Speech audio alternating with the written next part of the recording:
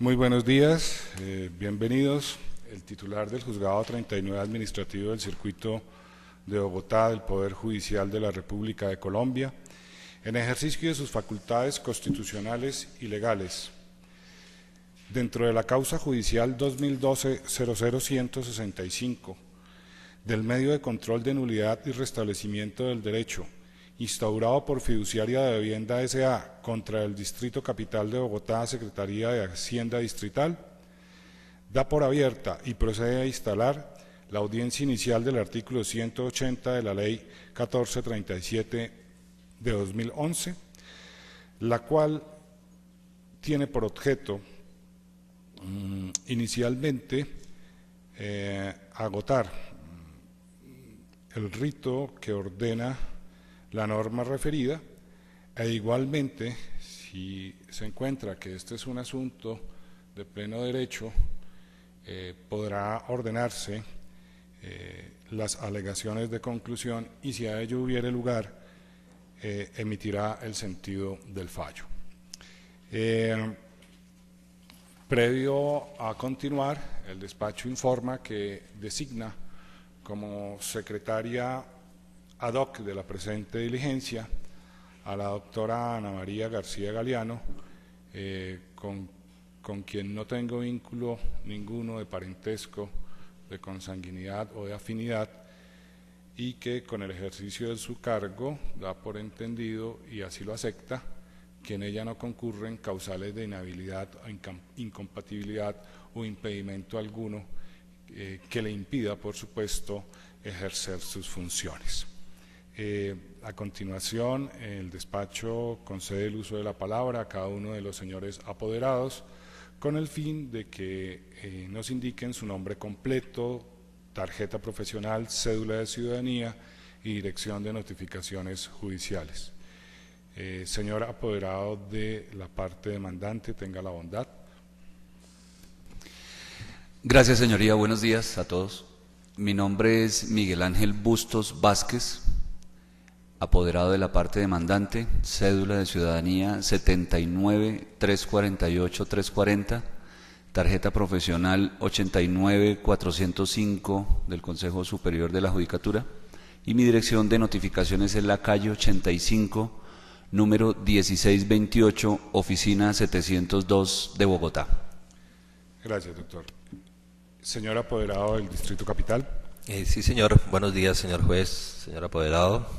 Mi nombre es Jaime Osvaldo Nieto Medina. Me identifico con la cédula de ciudadanía 79-151-129 de Bogotá, tarjeta profesional 42-291 del Consejo Superior. Para efectos de notificación, carrera 30, número 2590, piso 10º, y actúo para efectos de esta diligencia como apoderado de Bogotá Distrito Capital, Secretaría de Hacienda. Muchas gracias, señor apoderado. Encuentra el despacho que es necesario reconocer personería jurídica para actuar en el curso de la presente diligencia en nombre y en representación de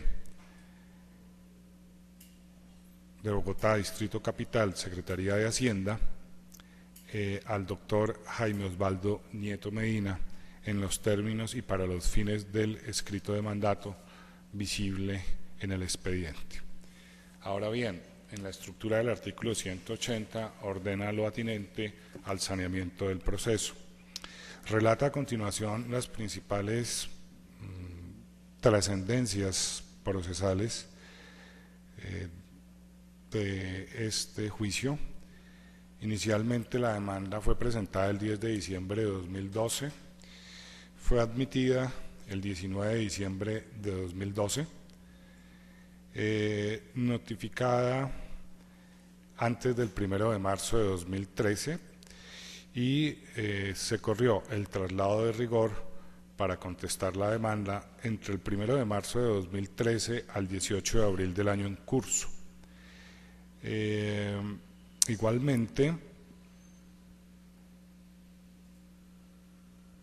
en ese término, la parte demandante no acudió a la posibilidad de reformar, aclarar o adicionar la demanda.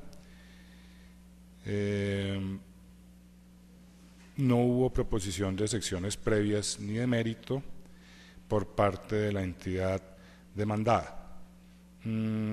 Por auto del 20 de mayo de 2013, notificado por Estado del 21 siguiente, se ordenó fijar para el día de hoy la presente diligencia. En estas circunstancias quedan resumidas las actuaciones procesales surtidas hasta el inicio de la presente diligencia y pone el despacho a consideración de las partes el manifestar si encuentran o no vicio de nulidad que afecte el curso del proceso. Señor apoderado de la parte demandante. No encuentro ningún vicio, señoría. Señor apoderado de la parte demandada. Igualmente, señor juez, no encuentro ningún vicio. Coincide el despacho con las manifestaciones de los señores apoderados aquí presentes e igualmente no encuentra causal de nulidad insaneable que afecte lo actuado. Y en caso de que hubiere alguna de aquellas de las denominadas saneables, entiéndanse que éstas se encuentran purificadas en el sentido de que quienes lo podían alegar en la primera oportunidad procesal no lo hicieron. En cuanto a la decisión de secciones previas ordenada por el numeral sexto del artículo 180, evidentemente pues el despacho se abstendrá de decidirlas o de pronunciarse sobre ellas en cuanto ni fueron propuestas ni encuentra alguna de aquellas que de oficio por ser mixtas deban ser declaradas como tal por este juzgador. Ahora bien, el numeral séptimo del artículo 180 ordena la fijación del litigio. A continuación, el despacho presentará a la audiencia los hechos objeto de fijación del litigio, los cuales son extractados de la demanda, la contestación de la demanda, y que constituyen o que corresponden a los hechos del proceso. Primero, el requerimiento especial RE 2011-EE 226-290 del 7 de junio de 2011, proferido por la demandada, no fue notificado por el Distrito Capital de Bogotá, Secretaría de Hacienda, a la parte demandante. Señor apoderado de la parte demandante.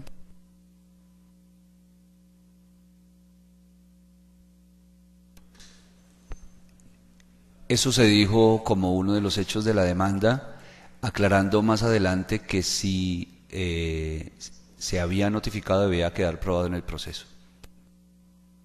Señor apoderado de la parte demandada. Efectivamente, la entidad en la contestación de la demanda da contestación y allega los documentos que acreditan su dicho. Doctor, entonces el hecho no sería cierto. Sí, señor, no es cierto. Gracias, doctor. 2.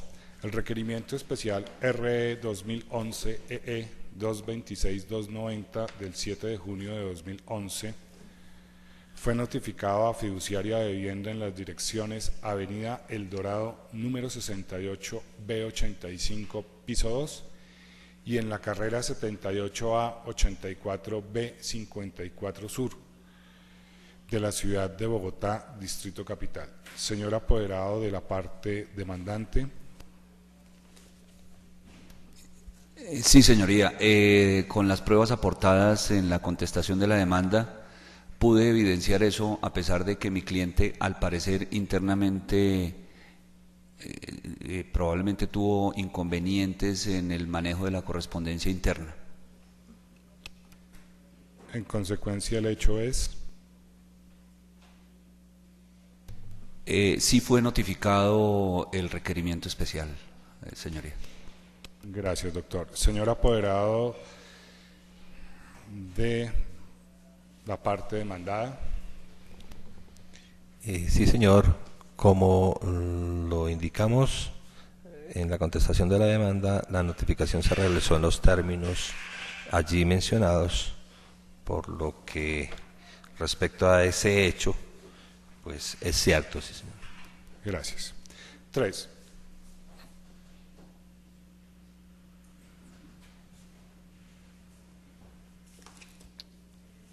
La Curaduría Urbana 4 de Bogotá, mediante resolución 07-41158 del 24 de agosto de 2007, aprobó los planos correspondientes al proyecto San Ignacio y concedió la respectiva licencia de construcción. Señor apoderado de la parte demandante. Así es, señoría, y la parte demandada así lo acepta en la contestación de la demanda. Señor apoderado de la parte demandada. Sí, respecto a específicamente este hecho, me parece pues que de acuerdo con la documental aportada, efectivamente a esto corresponde. 4. La licencia de construcción de la urbanización San Ignacio, aprobada mediante la resolución 07-41158 del 24 de agosto de 2007, señala las áreas de cesión de los bienes de uso público al Distrito Capital de Bogotá, los cuales son objeto de discusión judicial. Señor apoderado de la parte demandante. Así es, señoría, y la misma administración al resolver el recurso de reconsideración así lo reconoce, que son bienes de uso público. Señor apoderado de la parte demandada. Sí, respecto a los lotes que inicialmente y finalmente fueron los motivos de cuestión, entiendo efectivamente figuran con esta destinación en las escrituras. 5. Las áreas de cesión que aduce la demandante corresponden a la modificación de los actos acusados, liquidación oficial de revisión, DDI 001169 del 18 de enero de 2012 y DDI 036506 del 5 de junio de 2012,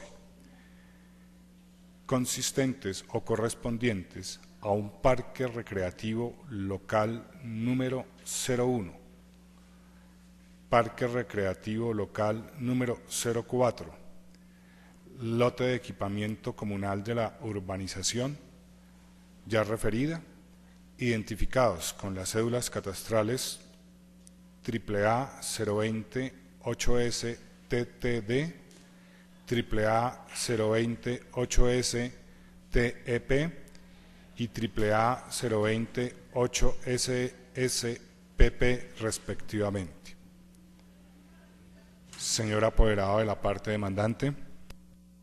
Así es, señoría, así está dicho en la demanda y así ha sido reconocido por la administración cuando resolvió el recurso de reconsideración. Gracias, doctor. Esperemos un segundito que la señora secretaria se reincorpore. Yo estoy en parte, uno sí, otros son hechos del proceso. ¿Listo? Ustedes, y si ustedes quieren que yo les repita alguna lectura, con el mayor gusto. O sea, estoy tratando de leer muy despacio, precisamente para que nos podamos ubicar sin dificultad, y pues cualquier observación es bienvenida. Señor apoderado de la parte demandada. Sí, señor, efectivamente corresponden a los 3 lotes motivos de cuestionamiento por parte de la administración. 6. La escritura pública 4273 del 28 de agosto de 2008, suscrita en la Notaría 53 del Círculo de Bogotá, adoptó el plano del proyecto urbanístico San Ignacio y en cuyas cláusulas se describen e indican las áreas de cesión de los bienes de uso público al distrito. En la cláusula 2.12 corresponde a Parque Recreativo Local número 01. En la cláusula 2.1.3, Parque Recreativo Local número 4. Y en la cláusula 1.2, 1.1.2, lote de equipamiento comunal de todos ellos de la urbanización San Ignacio. Señor apoderado de la parte demandante. Sí, señoría, así es, y el apoderado de la demandada en la contestación también así lo acepta en la contestación de la demanda. Señor apoderado de la parte demandada. Es cierto, señor juez. 7. Las áreas de sesión enunciadas en el hecho anterior, designadas y especificadas en la escritura pública 4273 del 28 de agosto de 2008 de la notaría 53, dicha escritura fue registrada en la Oficina de Registros de Instrumentos Públicos y Privados el 4 de septiembre de 2008 en los folios de matrícula inmobiliaria 50C 173-2341 para el Parque Recreativo Local 01 Urbanización San Ignacio con área de 18.076.45 metros cuadrados, en el folio 50C 173-2342 para el Parque Recreativo Local 4 Urbanización San Ignacio con área de 9.868.61 metros cuadrados, y finalmente para la matrícula, en la matrícula 50C 173-2324 para el inmueble destinado a equipamiento comunal de la urbanización San Ignacio con un área de 17.003,12 metros cuadrados. Señor apoderado de la parte demandante. Es cierto, señoría, y los documentos hacen parte del expediente. Señor apoderado de la parte demandada. Es cierto, señor juez.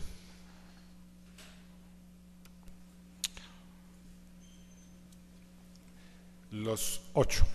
Los predios descritos en el hecho anterior son bienes de uso público según la cesión gratuita efectuada por fiduciaria de vivienda al Distrito de Bogotá en escritura pública 4273 del 28 de agosto de 2008 de la notaría 53 del Círculo de Bogotá. Señor apoderado de la parte demandante. Es cierto, señoría, esos bienes tienen la categoría de uso público. Señor apoderado de la parte demandada. Es cierto, señor juez. 9. Fiduciaria de vivienda presentó declaraciones del impuesto predial unificado por los años 2009 y 2010 sobre los inmuebles objeto de discusión identificados con las matrículas 50C 173-2341, 50C 173-2342 y 50C 173-2324. Señor apoderado de la parte demandante. Es cierto, señoría. Señor apoderado de la parte demandada. Efectivamente, señor juez, obedece a los denuncios presentados por el contribuyente. Gracias, doctores. 10. Las declaraciones presentadas por fiduciaria de vivienda en los años 2009 y 2010 respecto de los predios identificados con las matrículas 50C 173-2342, 50C 173-2324 y 50C 173-2341 no producen efectos por recaer en bienes de uso público. Señor apoderado de la parte demandante. Así es, señoría, y eso está contemplado en el literal F del artículo 19 del decreto 352 de 2002 de Bogotá. Señor apoderado de la parte demandada. Es cierto, señor juez, sin embargo, debe hacer la anotación que los actos obedecen a la iniciativa y denuncio de la parte del contribuyente. Gracias, doctores. 11. El Distrito Capital, mediante la Secretaría de Hacienda, profirió liquidación oficial de revisión DDI 001169 del 18 de enero de 2012 por las declaraciones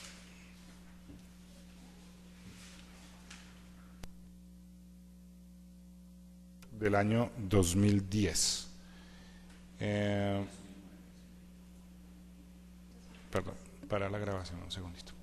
Bien, el despacho relee el hecho 11 en los siguientes términos.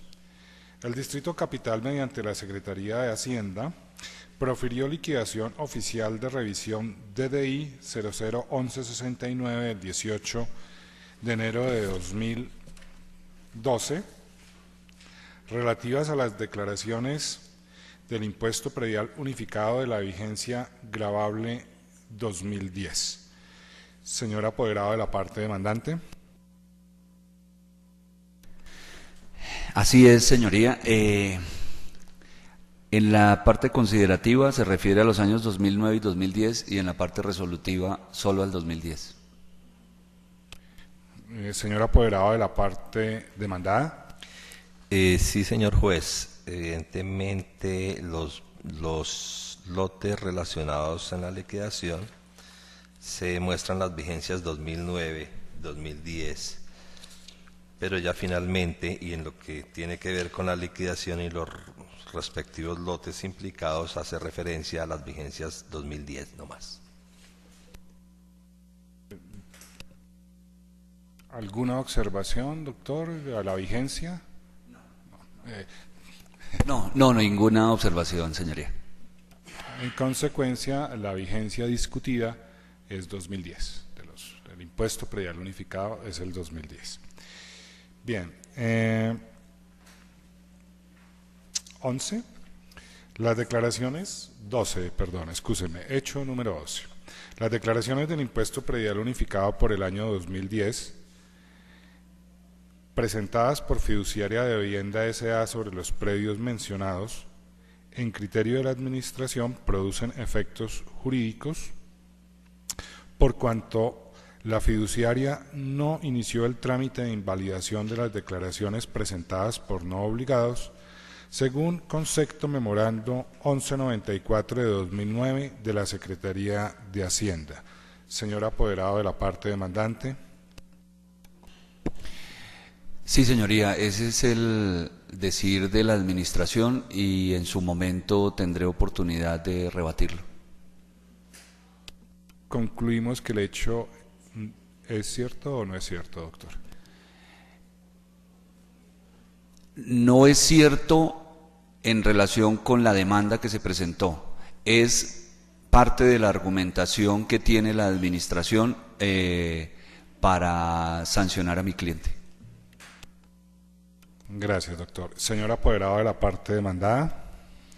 Sí, señor juez, efectivamente, no obstante, pues la parte actora hace referencia a que estos denuncios no producen efecto alguno. Dentro de los recursos y los actos demandados, efectivamente obran los sendos conceptos en los que se imparten las directrices frente a la invalidación de las declaraciones tributarias, por lo que efectivamente pues es cierto que obedece esto a los conceptos relacionados en la contestación de la demanda y en los actos demandados. Gracias, doctor. Fiduciaria de Vivienda, el 4 de abril de 2012, radicó ante la Administración recurso de reconsideración al estimar que no es sujeto pasivo del impuesto predial unificado de los inmuebles aludidos y por el periodo o vigencia fiscal año 2010. Señor apoderado de la parte demandante. Es cierto, señoría. Señor apoderado de la parte demandada. Es cierto, sí, señor. 14. La demandada confirmó el acto impugnado mediante resolución DDI 036506 del 5 de julio de 2012, con lo cual quedó agotada la vía gubernativa. Señor apoderado de la parte demandante. Es cierto, señoría. Señor apoderado de la parte demandada. Es cierto, sí, señor. Bien. El despacho observa que fundamentalmente pudieron haberse identificado al menos 3 problemas jurídicos para la resolución de este caso. Sin embargo, dentro de la fijación del litigio aparecieron 2 manifestaciones en que las partes coincidieron que reduce el objeto de la litis. Uno de ellos fue el asunto relacionado con la notificación del requerimiento especial.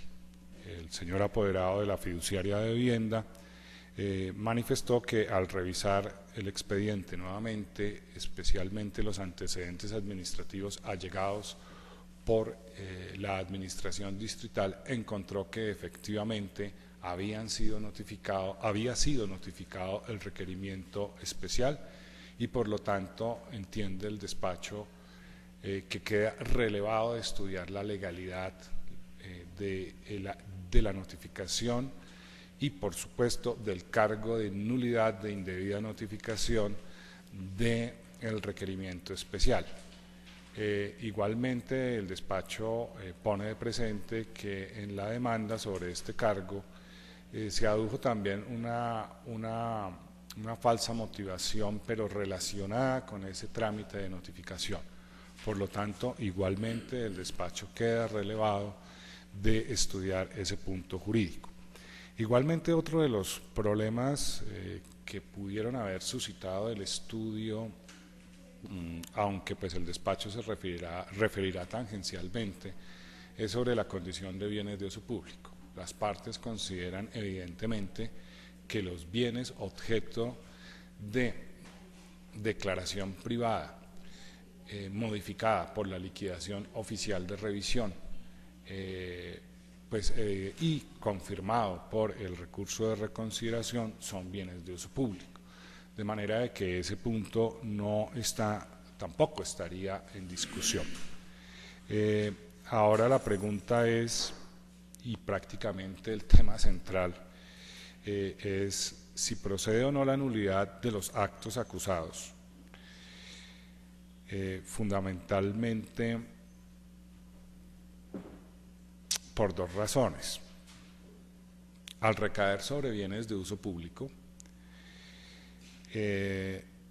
será necesario establecer si produce o no efectos jurídicos dicha declaración, por un lado, y si el Distrito Capital, en estas condiciones de estar en presencia de un bien de uso público, ha debido proferir la liquidación oficial de revisión y mantener como gravados los bienes, o considerar que deberían seguir siendo gravados en este caso, en virtud de que el contribuyente de motu propio presentó unas declaraciones voluntariamente. Es decir, la discusión se centra en el hecho de que el contribuyente presentó unas declaraciones, después el contribuyente considera de que no lo debía hacer, que no estaba obligado, y sin embargo, pues la administración en sus potestades de fiscalización establece que las declaraciones privadas deberían ser modificadas. Entonces, en estos términos queda establecida la fijación del litigio y la teoría del caso. Ahora bien, en asuntos tributarios no son pasibles de conciliación. El despacho es consciente que la ley de reforma tributaria establece la conciliación en los impuestos administrados por la Dirección de Impuestos y Aduanas Nacionales. No tengo noticia de que el Distrito Capital haya extendido ese procedimiento para los tributos distritales, asunto que es de su plena autonomía. Entonces, previo a decidir si existe o no posibilidad de conciliar, le preguntaré al señor apoderado del Distrito Capital si actualmente hay acuerdo o decreto que haya habilitado para conciliar en materia de tributos distritales. Doctor, tiene el uso de la palabra. Sí, señor juez, gracias. Respecto al tema específicamente, en realidad se está en proceso de dar los lineamientos y las condiciones para los cuales se pueda llegar a la conciliación en estos procesos tributarios, pero hasta el día de hoy no ha salido la norma que así lo reglamente. Gracias, señor apoderado. Hoy día la anterior manifestación y atendiendo la presunción de buena fe que acompañan las actuaciones de los sujetos procesales, el despacho manifiesta que no es posible conciliar el asunto objeto de litigio por cuanto en el Distrito Capital no se ha aprobado la norma que autoriza a la Administración Distrital a realizar un trámite de conciliación. El numeral 9 del artículo 180 establece lo atinente a medidas cautelares. Es de anotar que estas no fueron pedidas ni inicialmente ni en el curso de la presente diligencia y que el despacho no encuentra la necesidad de decretarlas para garantizar los derechos de la parte demandante. En tal virtud, fundamentalmente, el despacho se abstendrá de decretar dichas pruebas. Ahora bien, el numeral 10 del artículo 180 ordena que en esta audiencia inicial, que es uno de sus principales elementos y objeto, es el decreto de las pruebas. En este evento, pues las partes quieren hacer valer las pruebas documentales presentadas con la demanda y con la contestación de la demanda. Igualmente, el señor apoderado de la parte demandante solicita que se oficie al Distrito Capital para que allegue los antecedentes administrativos. En principio, prácticamente la fijación del litigio haría casi que innecesario decretar las pruebas. Realmente tenemos los elementos base y prácticamente la discusión es un punto de derecho. Sin embargo, el despacho, para simplemente asegurar la prueba y para que evidentemente haya una mejor claridad y una mayor claridad o mayor precisión, decretará como pruebas las documentales allegadas con la demanda y con la contestación de la demanda con el valor legal que el ordenamiento jurídico le asigne. En lo que sí negará la prueba, su decreto de pruebas, es en oficiar a la administración para que allegue los antecedentes administrativos por cuanto estos ya reposan en el expediente, de manera que pues sería innecesario en este momento establecer dicha circunstancia. Ahora bien, el parágrafo del artículo 95 de la Ley 1437 de 2011 establece una modificación en el trámite de la revocatoria directa de los actos administrativos. Antes solamente se podía, si la memoria no me falla, revocar los actos administrativos hasta antes o de la presentación o de la notificación del auto admisorio de la demanda, no recuerdo con exactitud. Ahora la norma permite que la parte demandada, si a bien lo tiene, ofrezca la revocatoria directa de los actos administrativos con el fin de acordar en qué términos se revoca y en qué términos queda el restablecimiento del derecho. Así las cosas, en este estado de la diligencia, le concedemos el uso de la palabra al señor apoderado de la parte demandada. Señor juez, con respecto a la observación que se hace, digamos que en esta instancia del proceso no me encuentro facultado para efectos de hacer una manifestación que lleve a la revocatoria de los actos cuestionados en este proceso. Gracias, señor apoderado. Entiende el despacho de que no hay oferta de revocatoria directa de los actos administrativos acusados. Ahora bien, los artículos 179 y 182 de la Ley 1437 autorizan al juez para que en los eventos en que encuentre que el asunto debatido es de pleno derecho o de puro derecho, pues se ordene correr traslado de alegaciones de conclusión y finalmente, si a ello hubiere lugar, proferir el sentido del fallo. Así las cosas, el despacho encuentra claramente establecido que el punto es de pleno derecho.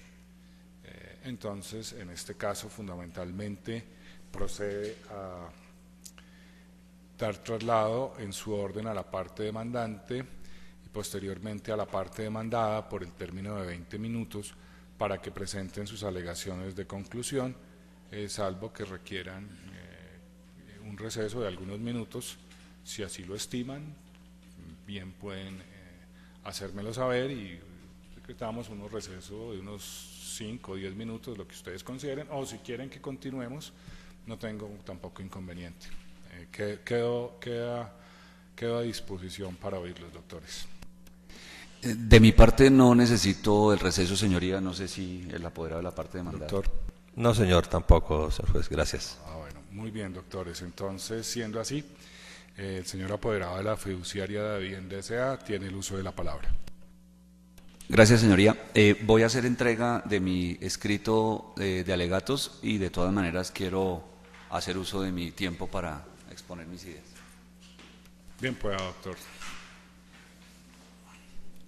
Que conste en acta que el señor apoderado entrega resumen de sus alegaciones en 3 folios. Señor apoderado, tiene el uso de la palabra.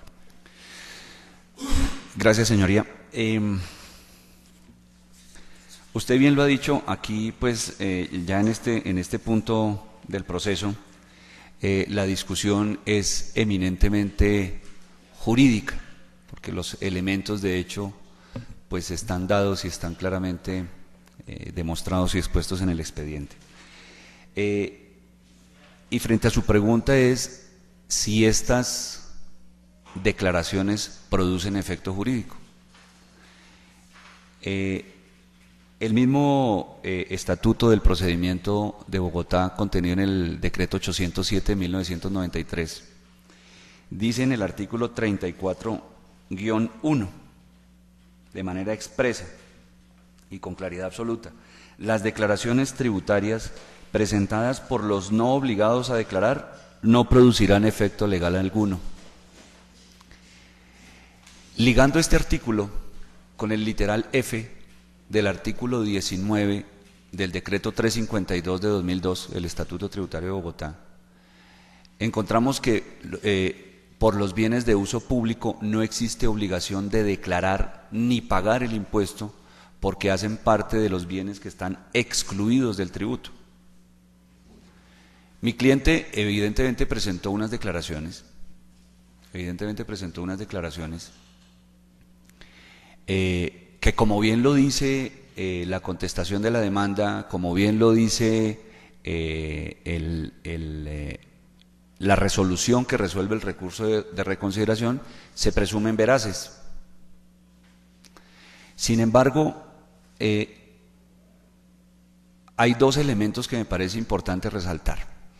Primero, que en la resolución que resuelve el recurso de reconsideración se acepta expresamente por parte de la Administración que se trata de bienes de uso público, así también lo ha aceptado el apoderado de la parte demandada en esta audiencia.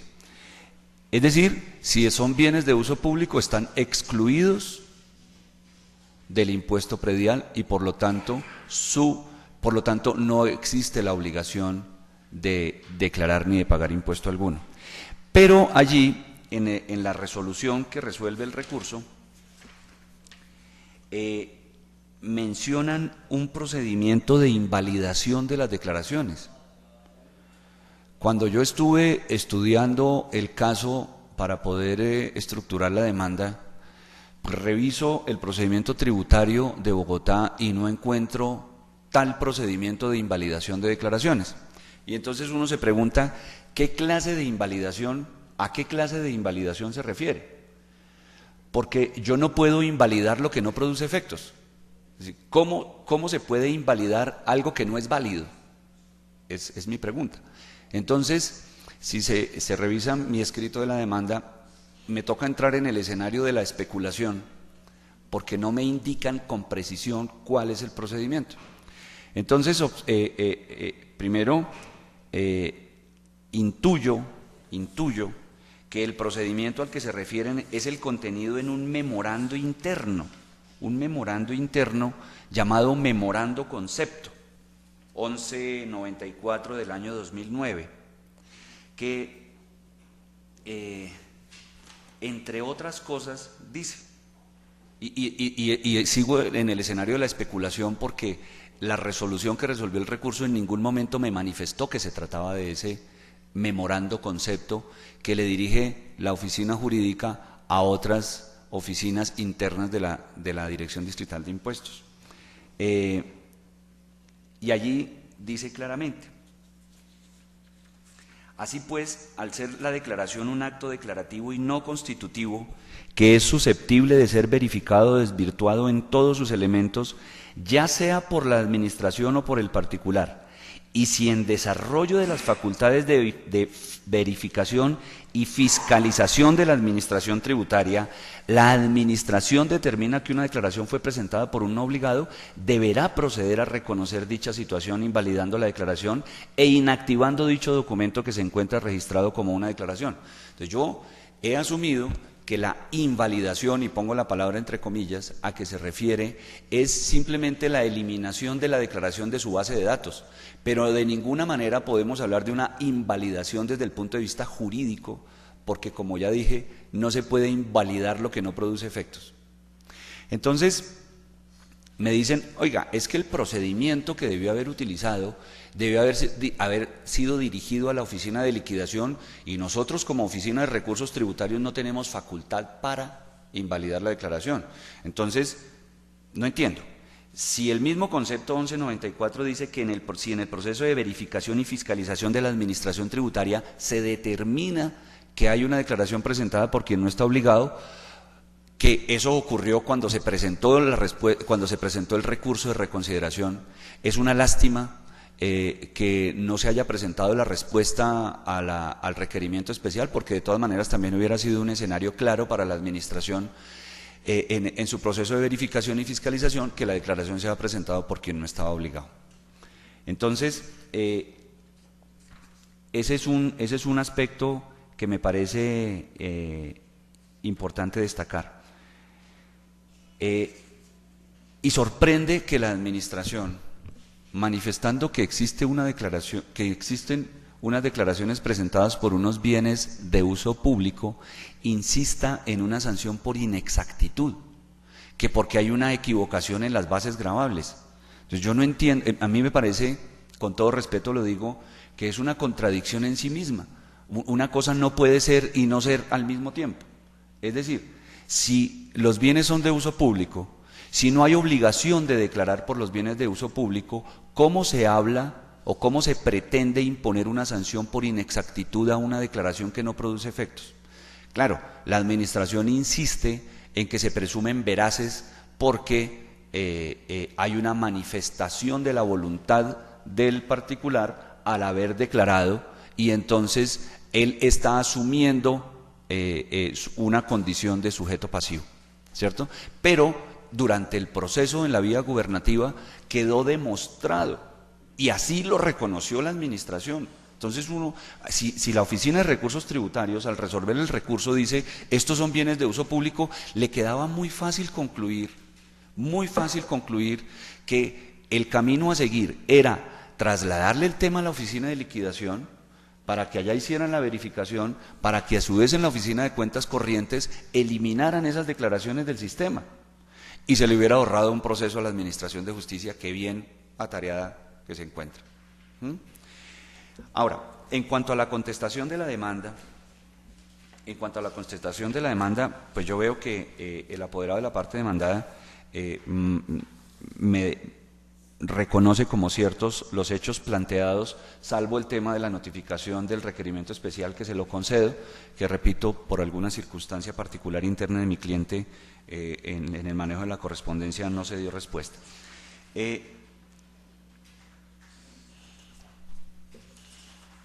Bueno, después de hablar durante varias páginas en la contestación de la demanda sobre la notificación, encuentro que no se da aplicación, y perdónenme si estoy equivocado, a lo que dice el artículo 175 de la Ley 1437 de 2011 en el numeral 6, que en la contestación de la demanda debe existir la fundamentación fáctica y jurídica de la defensa. Pues, con todo respeto, yo no veo en la contestación de la demanda esa fundamentación fáctica y jurídica. ¿Por qué? Porque si uno observa, fundamentalmente lo que se hace en la contestación de la demanda es replicar los mismos textos que están escritos en la resolución que resolvió el recurso, pero de manera alguna veo que se pretenda o que se estén desvirtuando los argumentos que se están presentando en la demanda. Y repite un texto completo, motivo por el cual, si hoy considera que no es sujeto pasivo de los mismos, mal podría entrar a desconocer de plano los denuncios presentados. No, pues por supuesto, si yo hoy presento una declaración por la cual no estoy obligado, pues eso obedece a un error, obedece a una falla porque desconozco la norma, etcétera. Pero si es que la administración pretende hacer valer unas declaraciones que no producen efectos y yo pagué, pues eso se constituye claramente en un pago de lo no debido, clarísimamente, en un pago de lo no debido, y pues al distrito ni a nadie le está permitido enriquecerse sin una causa legal que así lo permita.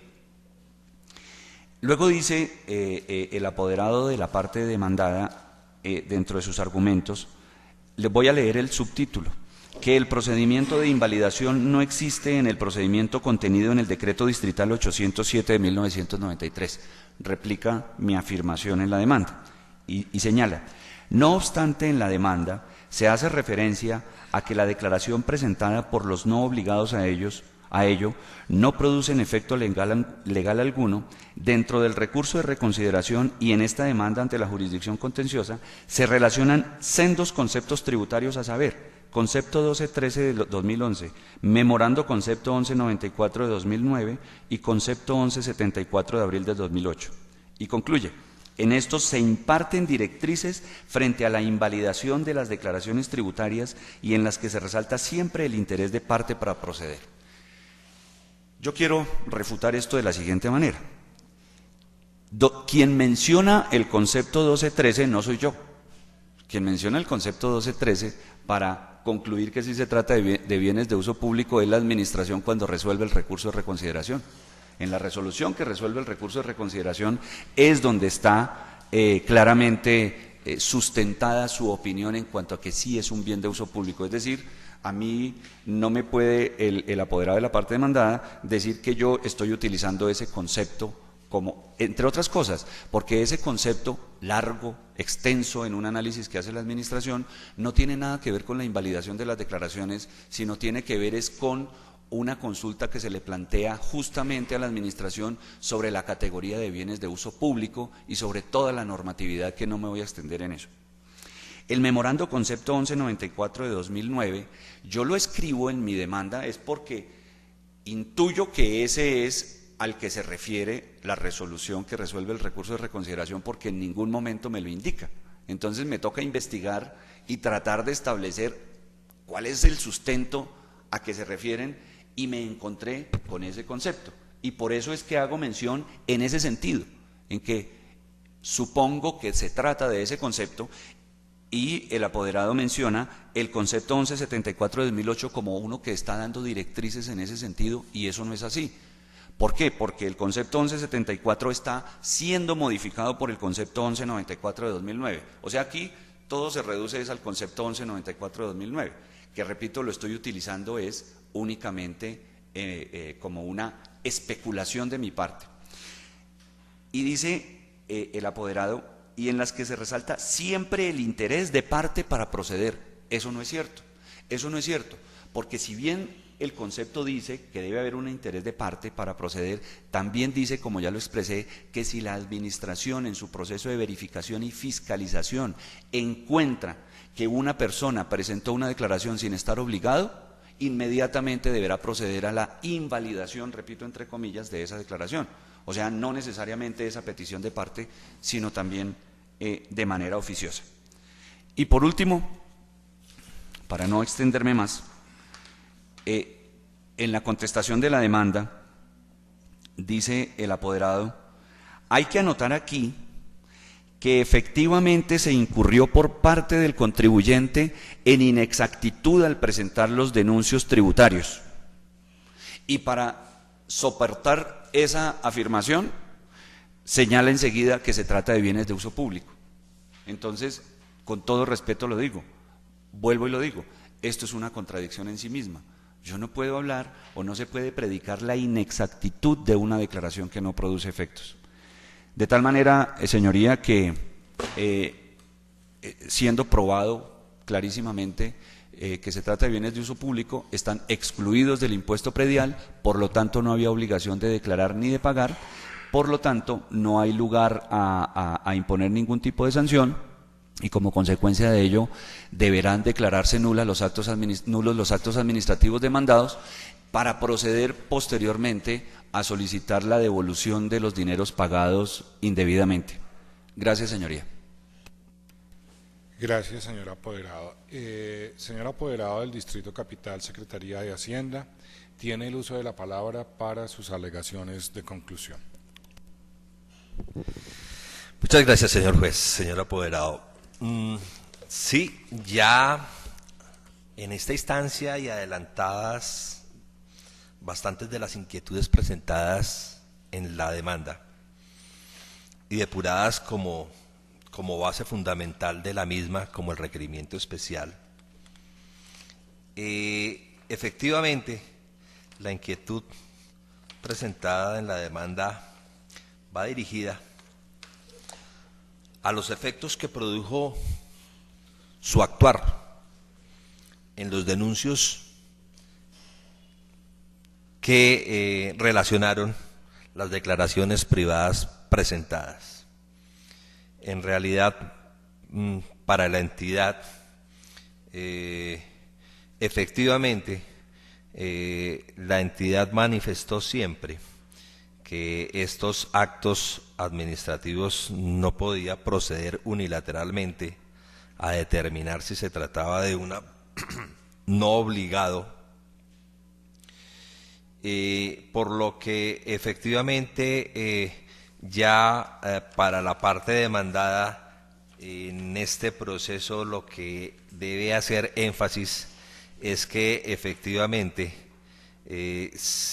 tratándose de la nulidad de unos actos administrativos y de unas manifestaciones del contribuyente, son a ellos a los que les corresponde velar por los procedimientos que la administración a través de conceptos ha tratado de ir depurando, cómo se pueda aclarar la situación de los lotes que en su momento efectivamente se incurría en inexactitud en la declaración privada presentada y que hoy todavía adolecen de esto en razón a que el contribuyente no ha optado por el procedimiento para aclarar la situación de los mismos. Así entonces, para la parte demandada, se debe hacer énfasis en que pues para la administración no existe un modo unilateral para declarar persona no obligada, sino que requiere siempre que ésta sea una declaración y así lo informe quien lo acredita, por lo que la Secretaría de Hacienda insiste en que los actos expedidos corresponden a la realidad de los predios y que los conceptos emitidos no solamente van dirigidos a las declaraciones presentadas por un no obligado, sino que efectivamente sobre los bienes de uso público, efectivamente son temas que deben ser revisados al interior y de acuerdo con interés de parte, a efectos de determinar igualmente desde qué momento se asumió la responsabilidad por parte del distrito respecto de estos bienes. Así entonces, señor juez, considero que la motivación de los actos, el procedimiento llevado, los actos de requerimiento, de liquidación y de reconsideración recogen la motivación de la administración para mantener la validez de los mismos y evidentemente el desconocimiento por parte del contribuyente de un proceder que llevase a aclarar y llevar a efectivamente a completar el que no produzcan los efectos que deben producir cuando no se han agotado estos procedimientos al interior de la entidad para aclarar la situación de los bienes. Así entonces dejo presentado pues los argumentos en forma sucinta de mi representada en este proceso. Muchas gracias. Gracias, señores apoderados. Bien, si bien es cierto que el artículo 179 ordena dictar sentencia, no es menos cierto que el artículo 182 también indica que una vez ordenados y surtidos los alegatos de conclusión, queda el juez en la posibilidad o de proferir el sentido del fallo o de anunciar en la audiencia que no será posible proferir el mismo sentido, explicando las razones para ello. En este caso, por supuesto, es posible proferir el sentido del fallo, que se nutrirá de algunos argumentos, los cuales quedarán vertidos en la sentencia por escrito en la forma tradicional. Lo dicho hasta aquí o lo que se va a concluir en esta audiencia no cierra la totalidad de los argumentos, pero digámoslo, recoge en términos generales el sentido de lo que este despacho considera que debe decidirse en esta causa judicial. Así las cosas, lo primero que tenemos que pensar cuando acudimos ante la jurisdicción de lo contencioso administrativo en la sección cuarta de impuestos es fundamentalmente que a nosotros en la materia impositiva nos rige los artículos 338, 363, 95.9 constitucionales, que por supuesto tienen desarrollo de una u otra manera con el artículo segundo del decreto 807 de 1993 sobre el principio de justicia y equidad. La humanización del derecho y especialmente en lo atinente a la materia impositiva y que pues ha sido causal de innumerables revoluciones de carácter social, ha sido de que no hay impuestos sin representación, con lo cual la reserva de ley para la imposición o para la creación del tributo es uno de los pilares de nuestro ordenamiento jurídico.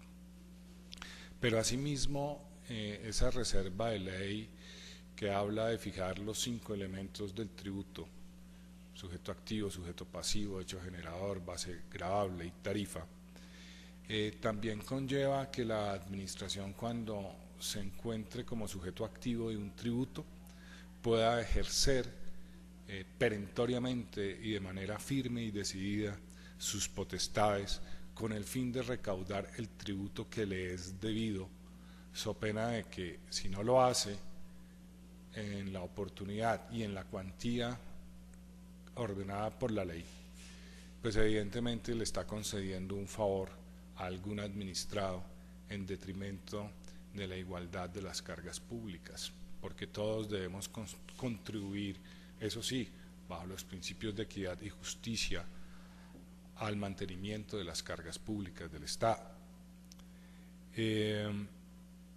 Así las cosas, no puede olvidarse que al estar configurado el hecho de que los bienes objeto de imposición son bienes de uso público según la definición del artículo 674 del Código Civil, más otras normas del ordenamiento urbanístico, es claro que ello implica una consideración especial, y esa consideración la ha dado el constituyente en nuestra Carta Política del 91, al decir que esos bienes son imprescriptibles e inalienables, entre otras características. ¿Y por qué? Porque en última son bienes sociales afectos a un fin común, a un destino común, a un beneficio para la comunidad. Por eso no, ya ni siquiera se hablan de bienes de uso público, sino la Corte Constitucional habla de bienes sociales. Y esto no fue indiferente, fundamentalmente para el Consejo y o más bien para las autoridades distritales, porque en las normas mencionadas por las partes en sus alegaciones, pues uno encuentra que los bienes de uso público en el Distrito Capital no son susceptibles de ser gravados con el impuesto predial unificado, como las partes lo han reconocido. Y si no es posible generar gravamen, pues primero no hay hecho generador. El titular de ese bien no puede ser sujeto pasivo. El titular de ese bien ni siquiera es responsable. El titular de ese bien no está obligado a cumplir los deberes sustanciales y formales tributarios. Ahora, que él haya declarado, como en efecto también está probado, que presentó las declaraciones, pues evidentemente al menos tiene un pequeño efecto, teóricamente, que es la presunción de veracidad, del cual parte la administración. La administración cree, con base también en el artículo 83 constitucional, que el contribuyente actúe de buena fe, que el contribuyente ha manifestado, considero que debo presentar una declaración con pago, y por esa razón pues cumplo el deber que como contribuyente creo tener. Sin embargo, recuerden que ni los actos de una de las partes ni los convenios entre personas derogan las normas tributarias. Las normas tributarias de orden sustantivo y de orden procedimental son, en términos generales, indisponibles para las partes. Forman parte del orden público. Y en esa medida, aun cuando el demandante Fiduciaria de Vivienda S.A. estimó que era contribuyente, estimó que era sujeto pasivo, estimó que debía declarar y debería pagar un impuesto, pues, y a pesar de que esa declaración instrumentalmente se presume veraz, pues es evidente que hay que analizarla si produce o no efectos. Y es que la presunción de veracidad de las declaraciones no es indestructible. Se puede deshacer. Y hay un mandato legal que evidentemente está diciendo en las normas distritales que las declaraciones presentadas por un no obligado no producen efectos. La no producción de efectos evidentemente es una situación en la cual, si bien la declaración de voluntad de quien se considera contribuyente existe, esta solamente existe, si acaso, para él. y nada más que para él. Pero la administración no podrá otorgarle ningún efecto, ninguna consecuencia. Es decir, ni siquiera la administración ha debido ejercer sus potestades de fiscalización, ni siquiera proferir requerimiento especial, ni liquidación oficial de revisión, ni siquiera tampoco resolver un recurso de reconsideración negativamente, porque es que la no producción de efectos opera ope legis, por ministerio de la ley, y cuando ello es así, no necesita manifiesta declaración por parte de la autoridad.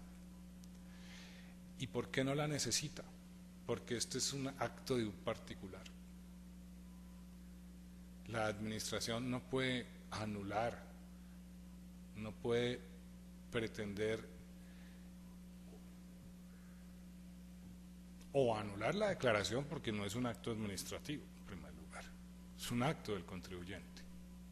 Pero tampoco la administración puede darle efecto a aquello que no tiene consecuencia, aquello que está, pero que no produce resultado alguno.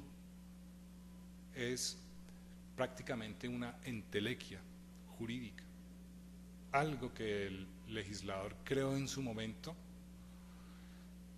no para que la administración ejerciera sus poderes, sino para que la administración, con base en esa circunstancia, tuviera en cuenta tal situación. Ahora,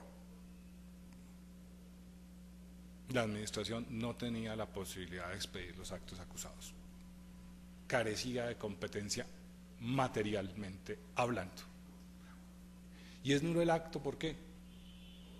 Porque le da valor y efecto a algo que no tiene valor y efecto en el ordenamiento jurídico, y sobre ese valor y efecto otorgado ejerce sus poderes, poderes de fiscalización que no podía ejercer en este caso.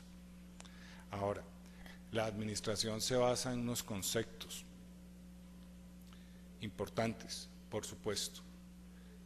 No queremos decir que los conceptos no obedezcan a un trabajo ponderado e importante que hace la administración a nivel de doctrina.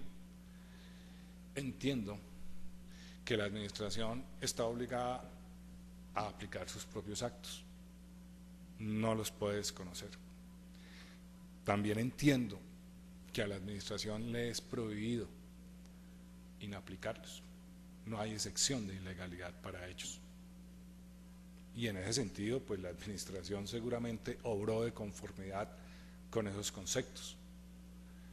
Pero los conceptos de la administración, que bien pueden amparar al contribuyente que actúe con base en ellos, según el artículo 264 de la Ley 223 de 1995, si bien amparan al contribuyente, si bien obligan a la administración, no obligan al juez. ¿Por qué? Porque los actos son actos de carácter administrativo, sí, general, último nivel de reglamentación dentro del ordenamiento jurídico. Y aquí encontramos unos decretos, el 807 del 93, el 352, uno expedido en desarrollo de las precisas facultades del decreto de ley 1421 provenientes del artículo 40 o 41 transitorio constitucional y de otras facultades extraordinarias concedidas por el Honorable Consejo Distrital al señor alcalde. Pues por supuesto en la jerarquía de las fuentes normativas se encuentra este despacho obligado precisamente a aplicar los decretos distritales, que son claros, contundentes y no dejan duda. No ha debido la administración remitir al contribuyente a otro procedimiento para tratar de evitarle el efecto a unas declaraciones. ¿Por qué? Porque es que las declaraciones no tienen efectos. Las declaraciones por un no obligado no tienen efectos. Y ha debido reconocer que debería declarar nulo el acto por contravenir el artículo 34.1 al darle efectos. Bastaba con eso. Ya las consecuencias de un pago de lo no debido o ya las consecuencias del posible trámite de, entre comillas, excluir de los registros de la administración una declaración e igualmente hacerlo con efectos en bancos, y es que además de excluirlo de la base de datos de la administración distrital, lo tendrá que hacer de la respectiva entidad recaudadora bancaria, pues ya esa es otra situación. Y esa situación evidentemente no la debe asumir el contribuyente, o mejor, en este caso ni siquiera el contribuyente, en este caso el no obligado. El no obligado no puede asumir ese trámite en reemplazo o en concurrencia con la administración. Lo podrá coadyuvar si quiere, por supuesto, eso ya es una decisión.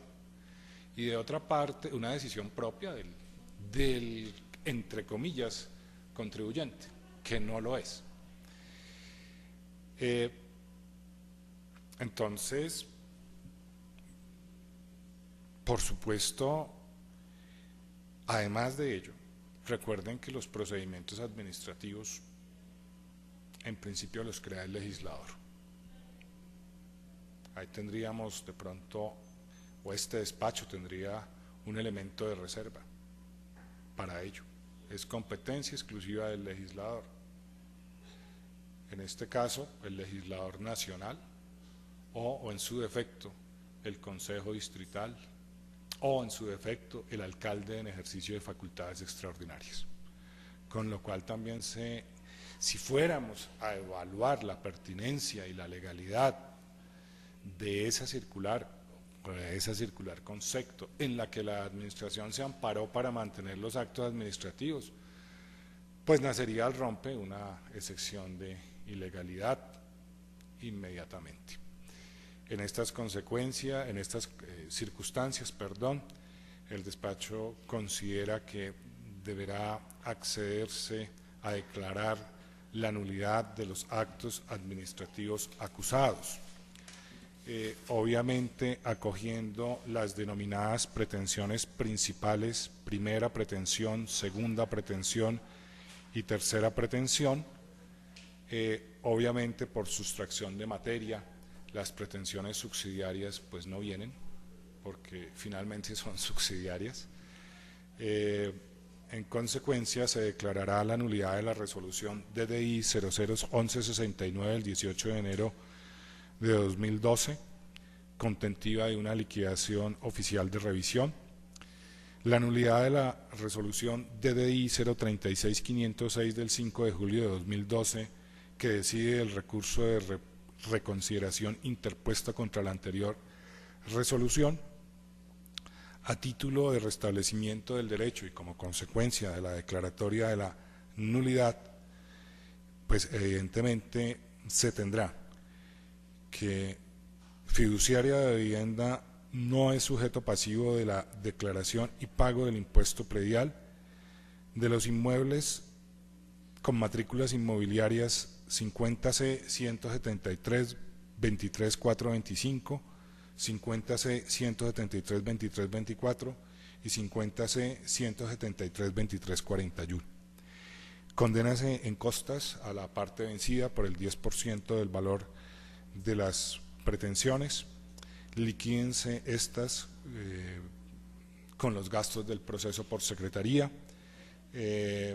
No procede la condena en arancel judicial por no darse el supuesto de hecho generador ordenado en la ley, y en este sentido el despacho considera agotado el objeto de la presente audiencia al haber proferido el sentido del fallo, advirtiendo que no es necesario interponer ningún recurso, pues se vertirá la sentencia por escrito, se notificará por correo electrónico, por supuesto, o subsidiariamente en la forma que autoriza la ley 1437, y pues no queda más sino agradecerle a los señores apoderados su asistencia, y siendo las 10:16 de la mañana, se ordena cerrar la presente audiencia, levantar el acta y que sea suscrita por quienes en ella intervinimos, y agradecemos a la señora secretaria por su labor. Muy amables doctores y un feliz día.